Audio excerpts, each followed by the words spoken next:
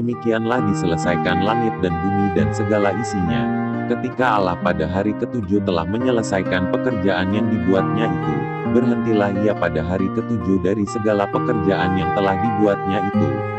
Lalu Allah memberkati hari ketujuh itu dan menguduskannya, karena pada hari itulah ia berhenti dari segala pekerjaan penciptaan yang telah dibuatnya itu. Demikianlah riwayat langit dan bumi pada waktu diciptakan. Ketika Tuhan Allah menjadikan bumi dan langit, belum ada semak apapun di bumi, belum timbul tumbuh-tumbuhan apapun di padang, sebab Tuhan Allah belum menurunkan hujan ke bumi, dan belum ada orang untuk mengusahakan tanah itu. Tetapi ada kabut naik ke atas dari bumi dan membasahi seluruh permukaan bumi itu. Ketika itulah Tuhan Allah membentuk manusia itu dari debu tanah dan menghembuskan nafas hidup ke dalam hidungnya. Demikianlah manusia itu menjadi makhluk yang hidup. Selanjutnya Tuhan Allah membuat taman di Eden, di sebelah timur. Disitulah ditempatkannya manusia yang dibentuknya itu. Lalu Tuhan Allah menumbuhkan berbagai-bagai pohon dari bumi, yang menarik dan yang baik untuk dimakan buahnya, dan pohon kehidupan di tengah-tengah taman itu, serta pohon pengetahuan tentang yang baik dan yang jahat. Ada suatu sungai mengalir dari Eden untuk membasahi taman itu, dan dari situ sungai itu terbagi menjadi 4 cabang.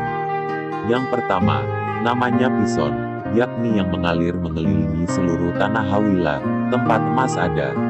Dan emas dari negeri itu baik, di sana ada damar bedolah dan batu krisopras. Nama sungai yang kedua ialah Gihon, yakni yang mengalir mengelilingi seluruh tanah Kus. Nama sungai yang ketiga ialah Tigris, yakni yang mengalir di sebelah timur Asyur. Dan sungai yang keempat ialah Efrat. Tuhan Allah mengambil manusia itu dan menempatkannya dalam Taman Eden untuk mengusahakan dan memelihara taman itu. Lalu Tuhan Allah memberi perintah ini kepada manusia, semua pohon dalam taman ini boleh kau makan buahnya dengan bebas. Tetapi pohon pengetahuan tentang yang baik dan yang jahat itu, janganlah kau makan buahnya, sebab pada hari engkau memakannya, pastilah engkau mati. Tuhan Allah berfirman, tidak baik, kalau manusia itu seorang diri saja.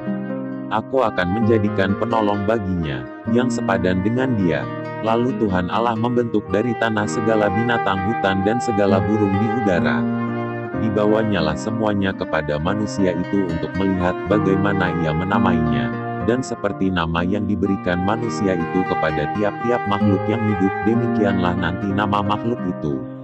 Manusia itu memberi nama kepada segala ternak, kepada burung-burung di udara dan kepada segala binatang hutan. Tetapi baginya sendiri ia tidak menjumpai penolong yang sepadan dengan dia.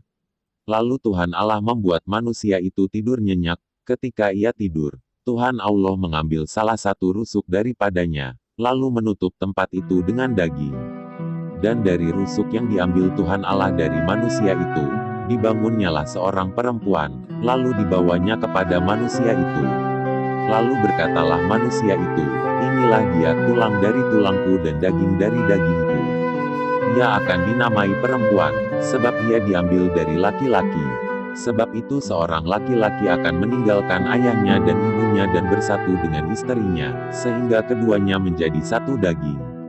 Mereka keduanya telanjang, manusia dan istrinya itu, tetapi mereka tidak merasa malu.